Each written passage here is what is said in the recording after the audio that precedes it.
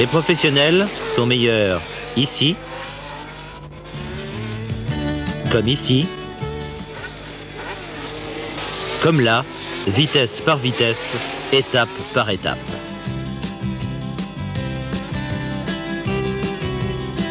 Nous parlons des 6 étapes de la vente. Avec elles, le vendeur professionnel se manœuvre jusqu'où la conclusion s'effectue spontanément. Parce que nous créons des liens, étape par étape, et parce que nous augmentons le désir d'achat du client.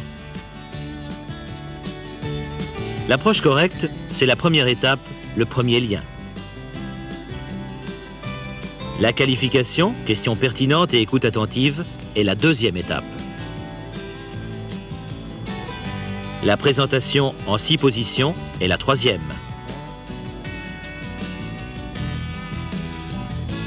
Dans la quatrième, il s'agit de la reprise. L'essai sur route est la 5e étape. La conclusion est l'étape numéro 6. Être 1/100e de seconde meilleur que les autres en virage, c'est ce qui fait le succès des professionnels en course.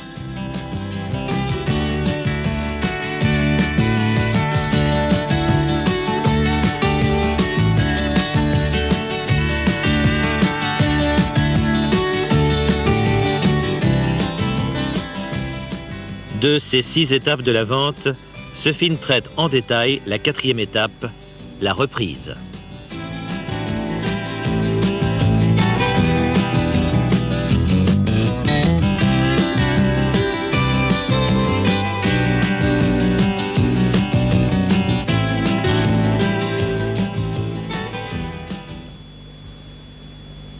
La présentation était bonne.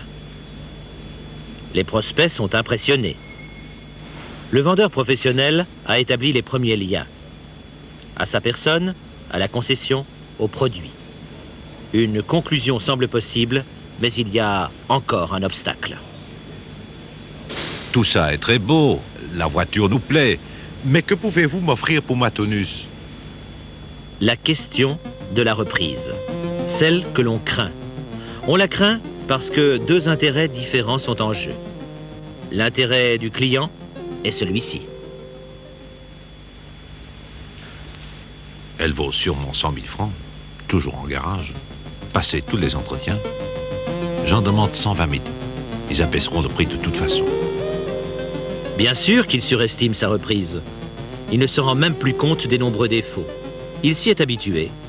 Il n'a aucun sens de proportion. Son estimation est d'ailleurs augmentée à dessein. Mais quel est le point de vue du vendeur ? La vieille chanson. Il va étaler les qualités de sa reprise et demander plus qu'elle ne vaut. Il me dira sûrement aussi qu'on lui a déjà offert des sommes fabuleuses ailleurs. Qu'il nous faille encore y faire des frais pour la revendre, c'est le moindre de ses soucis. Donc, c'est ce que pensent l'un et l'autre. Mais ce que l'un dit... Mais que pouvez-vous m'offrir pour ma tonus? Et le vendeur ne répond rien d'autre que... Eh bien, c'est ce qu'on va voir ensemble. Même pour un vendeur chevronné, la reprise est souvent difficile. Une bonne stratégie facilite la tâche.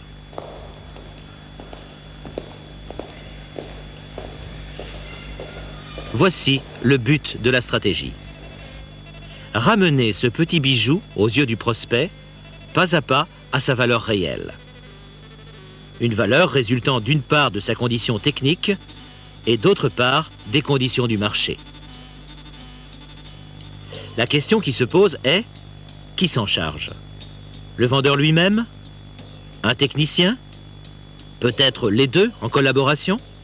Ou un spécialiste de l'occasion qui est aussi bien technicien que commerçant? Bien sûr, cela dépend de la grandeur, structure et organisation de la concession. Cependant, un point essentiel de la stratégie est qu'il faut que ce soit un homme de métier qui s'en occupe, qui voit le point de vue du technicien et le point de vue de l'homme d'affaires.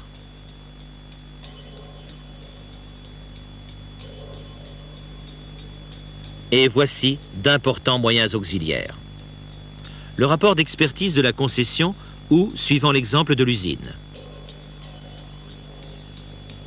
l'Argus ou l'Eurotaxe et d'éventuelles directives de la concession. La carte grise. En plus, il faut être au courant de la situation actuelle du marché de l'occasion et du calcul juste pour la concession et pour le marché. Ensuite, le technicien établit le rapport d'expertise et, afin d'établir d'emblée le climat, il commence environ ainsi. Oh, ce vieux taco n'ira plus très loin. Boing, en plein dans la cible, mais que pensez-vous de...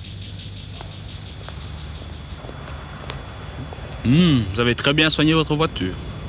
Peu importe que ce soit vrai ou faux. Il importe seulement de dire quelque chose de bien pour commencer. Ne jamais fâcher le prospect par une remarque négative. Un climat empoisonné ne mène pas à la conclusion. Quand on passera ensuite aux détails, il n'y a plus de pardon. On y va alors durement, mais équitablement et justement.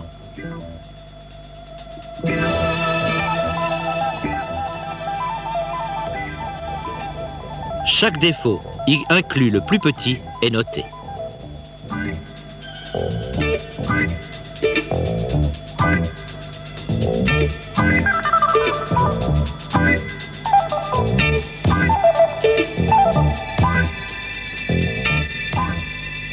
L'homme de métier cherche surtout les traces de rouille,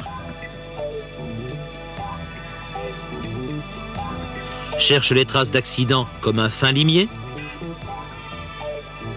examine attentivement l'intérieur, vérifie si le chiffre sur le compteur kilométrique peut correspondre à la réalité. Inspecte de près les pneus. Note l'équipement spécial, faites un essai. Et note ce qui devra être fait pour préparer la voiture à la vente. C'est ainsi qu'on arrive finalement à une expertise réaliste. Le rapport d'expertise sert comme base pour le calcul du prix d'achat et pour la négociation du prix avec le prospect. Bon, monsieur Olivier, nous avons constaté ce qui suit. Il y a d'abord la condition générale. Et le vendeur énumère tous les défauts correctement, irréfutablement, et le prospect pense mentalement...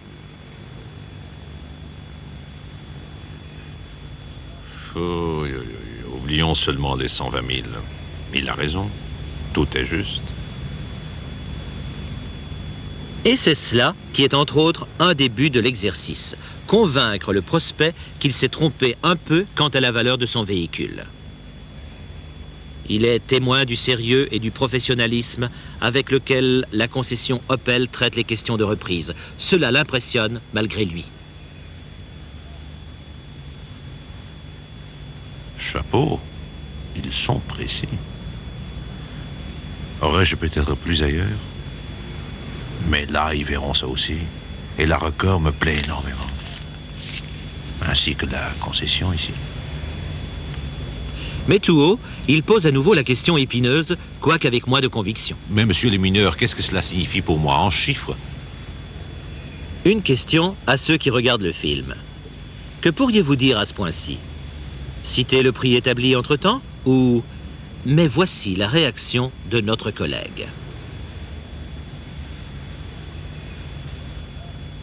Donc, comme je vois, vous devez rajouter moins de 200 000 francs pour votre nouvelle voiture. Et pour vendredi prochain, déjà, elle peut être immatriculée. Cela vous convient-il? Vendredi déjà, pense le prospect tout électrisé et plein d'anticipation, mais de façon détachée. Très bien, mais nous n'en sommes pas encore là. Vous savez, je ne sais pas trop bien si ma femme pourra s'habituer à l'automatique. Si ce n'est que cela, pas de problème. L'automatique est des plus simples. Une suggestion, je peux vous le prouver en pratique. Veuillez me suivre, s'il vous plaît. Et notre vendeur chevronné est déjà en route pour un essai avec son prospect. Il arrive ainsi à la 5e étape de la vente. Ce point sera traité en détail dans un film suivant. La tactique du professionnel est évidente. S'éloigner de la reprise, ramener sur la voiture neuve. Parce que pendant l'essai ou juste après, le climat est encore plus propice pour la négociation du prix de la reprise. Car alors, le désir de possession du prospect est à son point culminant. Naturellement, jusqu'à présent, tout a marché suivant le plan. Et ceci étaient les étapes successives.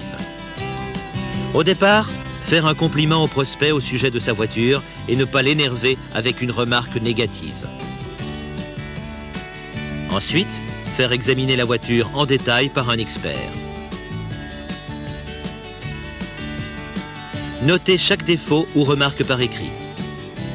Impressionner le prospect par le sérieux professionnel. Diminuer ses espérances de prix surfaits au moyen du rapport d'expertise. Ne pas citer le prix de la reprise, mais la différence à ajouter. Passer à l'essai sur route à l'aide d'une question. Créer ainsi de meilleurs liens et augmenter le désir de possession. L'affaire est alors pour ainsi dire certaine.